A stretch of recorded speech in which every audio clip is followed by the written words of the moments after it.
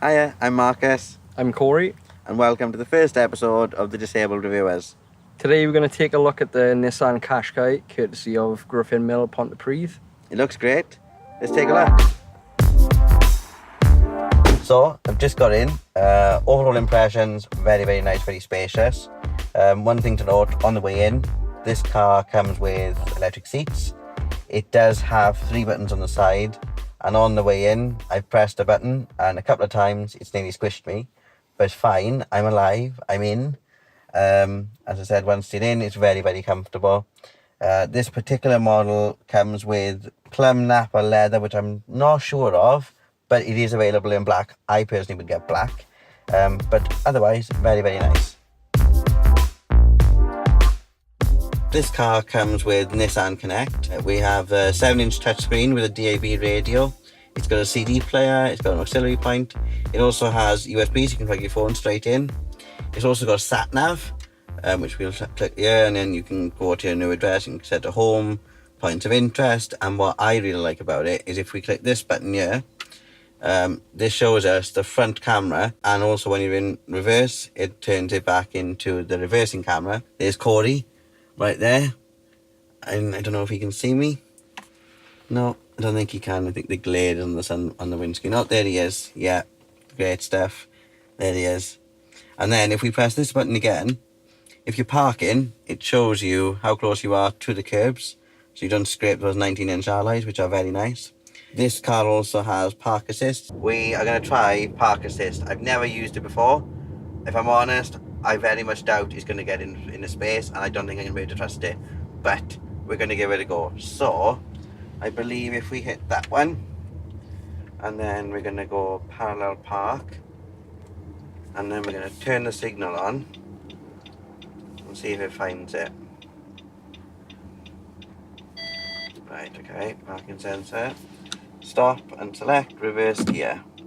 Okay, now we're going to go back. Oh my god, oh my god. Oh my good god, look at this. Oh, watch the car. Oh my god, watch the van. Hey, hang on, watch the curbs now. Whoa. Oh my god. Oh my god. Park assist finished. Well, I've got to be honest, I didn't think it'd do that, and I would use that every day.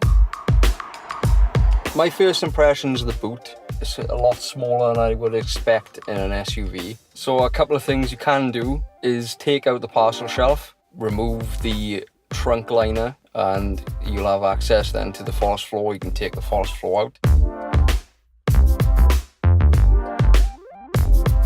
As an example, putting the back seats down when you're out shopping is a lot more practical than trying to fit all the shopping in around a wheelchair or something else that's maybe in the boot.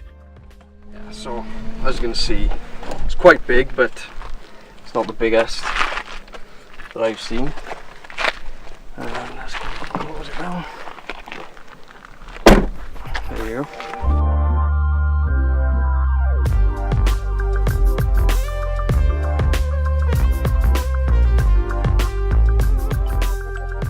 Okay, so the other thing I like about this car is the fact that it's got automatic wipers, automatic lights. It's also got automatic high beam assist, which means that if you're driving along a road and you've got the high beam on, it'll automatically turn it off if it senses another car coming towards you, which is great. One thing less to do. This car, I believe, for me, and I think for anyone that suffers with back problems or some sort of physical disability, is great because it's so comfortable. This is one of these cars that you could sit in all day long and not be in any pain whatsoever. One thing I like about this car is you get the panoramic roof. It's a shame it doesn't open, but it does. You can press the button and it'll close up, so it's quite dark. This car is fitted with a 1.5 diesel engine. It's got the X-tronic gearbox, automatic. This car is fitted with a ProPilot. ProPilot simply means that once you activate it, it will steer the car for you and keep you within lanes. It will keep you to a speed. If a car slows down in front of you, or if it stops, your car will also slow down and stop. I've used it a couple of times. I'm very impressed with that. It is a bit nervous when you use it first of all. I would recommend using it if you're going on long journeys. Accessibility in terms of transferring is not perfect. However, if you are comfortable with transferring, this car overall is great. If you're not comfortable with transferring and you don't feel safe, I wouldn't advise having this car. I'd get something that's a little bit lower down, something that you could use a sliding board for. After driving this car for 2 days, it has impressed me. I did completely underestimate Nissan because I've never driven one before. However, I would have no problem with driving another one again in the future. I would consider this car quite practical. The only thing I would say about it is it's not practical in terms of getting in and out of. However, it does fit a wheelchair in there, it does fit other aids in there, and there's plenty of room inside it when you've got tall people sitting in the front and in the back. So in regards to performance with this car, I don't think it's quite as powerful as it could be. I think it could have a bit of a bigger engine. I think it's just a very small engine considering the size of the car. However, it does have that extra bit of power that you need sometimes to overtake if you need it.